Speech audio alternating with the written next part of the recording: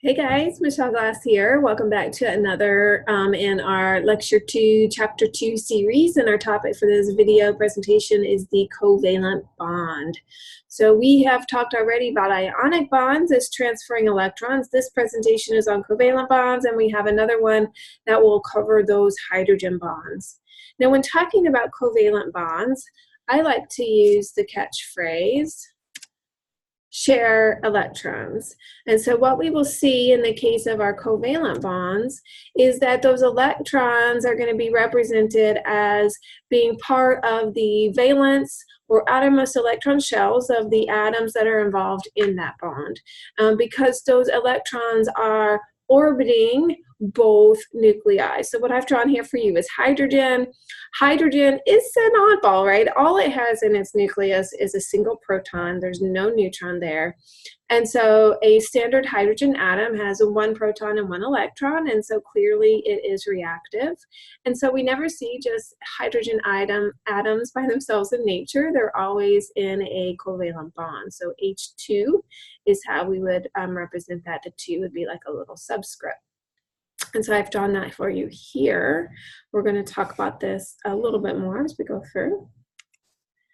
When we're talking about sharing electrons, we can either share electrons equally, which is what I've drawn for you with our hydrogen molecule. We would call the equal sharing of electrons as a nonpolar covalent bond.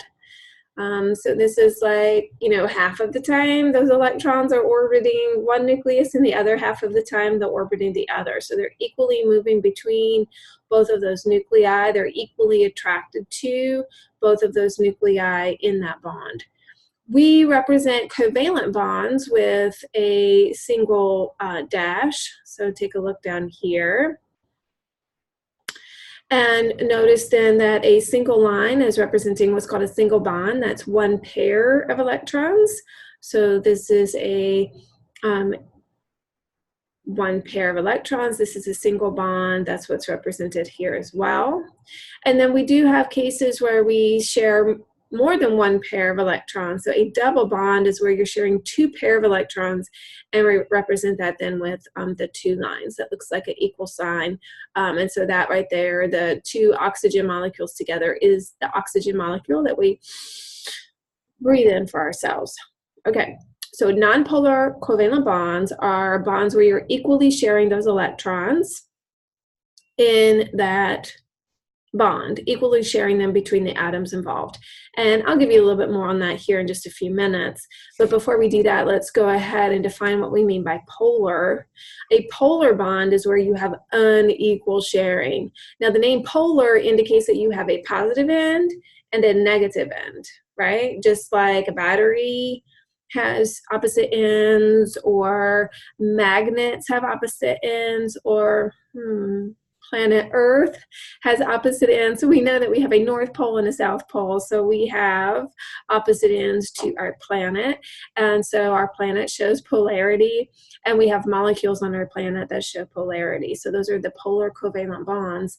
And what we're going to see with these is that they're not sharing those electrons equally. It's like I get a package of gum, and I say, I'll share my gum with you. Here's one stick. I'm going to take the remaining 19 sticks of gum for myself. So I shared, but it's not an equal share, right? It's not the same as saying, I'll take half the gum, you take the other half of the gum. Okay. When you're doing unequal sharing, what we'll see happening is that there will be slight charges showing up within the molecule. And this makes a difference in the chemistry because, remember, opposite charges attract, like charges repel. So when we start introducing these slight charges, we start to see some interactions happening within or between our molecules. Now notice I have this sort of like squiggly line. This is the delta symbol, which means slight charge. So these are not ionic bonds. They are not transferring electrons, but they are unequally sharing. All right, so I had a little bit of an interruption, but I am back, and I think what we're ready to do next is to look at each of these types of covalent bonds in a little bit more detail. So let's take a look at our nonpolar covalent bond first. Remember, the nonpolar tells us that it's an equal sharing. When you are equally sharing those electrons, then there are no charges at all, okay? So what I've done here is shown you the oxygen molecule. So we are representing here a double bond. So that means we are sharing 2 pairs of electrons. Notice you are drawing them with those overlapping valence shells so that you can represent that those electrons are equally belonging to each of these oxygen atoms in our bond.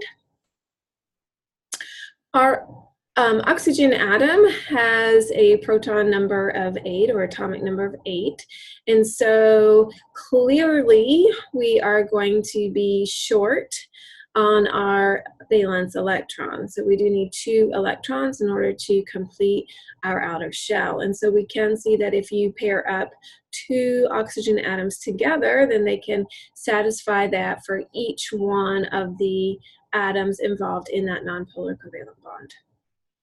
Because we are looking at 8 protons in each of these nuclei, there's really no difference between either one of these oxygen atoms, and so those electrons that are being shared are going to be equally shared, equally rotating around each of those nuclei. No difference. So this is our nonpolar covalent bond. We can describe that equal sharing by this complex term, or complex isn't really the right word, but I'll say fancy term, which is electronegativity. Electronegativity is talking about the attraction that those electrons have for those protons or for the nucleus. And because in a nonpolar covalent bond, you're going to have equal sharing of those electrons, we can also say that it's the same electronegativity. On the flip side, we have our polar covalent bond.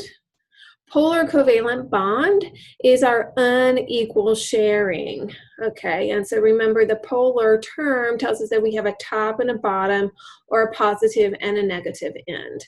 So we have a difference in the attraction of those electrons for those atomic nuclei. And so we can use our fancy new term, and we can say, instead of unequal sharing, that there is a difference in the electronegativity. Okay, so I've drawn for you below here your water molecule, which does look like a Mickey Mouse. So we have our oxygen as like the face of Mickey Mouse, and then the hydrogen atoms are sort of like the ears. Now we already know that hydrogen and oxygen are both reactive atoms because they do have incomplete outermost shells, and so they will form a bond, which we see here. But notice, oxygen is way bigger compared to the hydrogen atoms. So we don't have an equal sharing situation for water. What we're going to see happening is that those electrons are more often attracted to that oxygen's nucleus than the hydrogen's nucleus. So if you think about it, remember, opposite charges attract. Those electrons want to hang out as close as possible to the protons. So what party would you go to? The one where there's 8 protons or just 1 proton, right? So those electrons are doing the same thing. So those electrons are going to be spending more of their time orbiting oxygen. And so what we can do here is, if most of the time that oxygen atom has actually 10 electrons orbiting 8 protons, it's not an equal number of subatomic particles. And so because you actually have 10 electrons orbiting 8 protons, you're going to assign the oxygen a slight -2 charge. Now we're using our delta symbol for slight. It is slight because this is not fully charged. It's not an ion. It's not charged all of the time.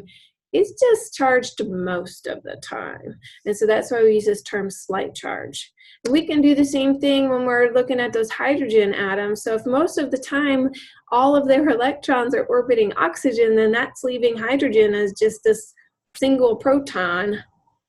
And so again, we're going to assign slight charges to those hydrogens, and we're going to assign them a slight +1. And so it's balanced out because we have 2 plus 1 charges at the top and 2 plus 1 charges at the top and a minus 2 charge at the bottom. And so it is equal across the molecule in terms of the charges being balanced, but we do definitely have a positive end and a negative end to our molecule. And so we have polarity. Do you see that? And this does matter because opposite charges attract.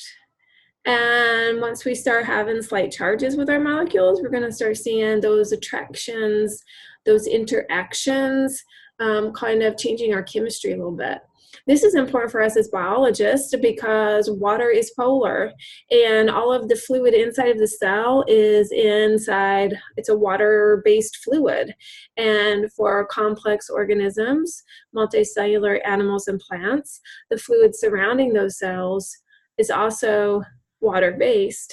And so this means all of the chemistry in the human body, for instance, is happening in this polar environment. And so polarity will really play a big part in the chemistry of humans. And so we'll be talking about that quite a lot, really in our anatomy class, but you'll see that also in our non-majors biology class as well.